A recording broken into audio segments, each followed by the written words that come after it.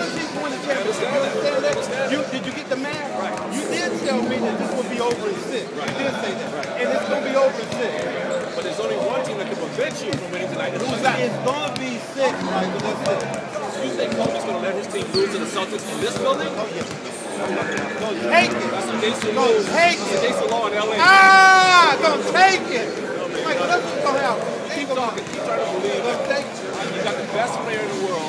You got the best international player in the world. Right? Pau Gasol. Yeah, I got that. Guy's going to be I got that. Andrew Bynum's going to pull his Willis Reed out. We got to come out and pull it out. That's really good, Mike. I hope you believe all that. I'm going to call Judge Mathis now. The next call. Say you're going to win it. You're not going to win it tonight. One team. And the boys from Queens, Lamar and Ron Artest, they're going to be mean Queens tonight. They have not shown up. They are going to be queens tonight, but they haven't shown up. You ever heard the saying, better late than never?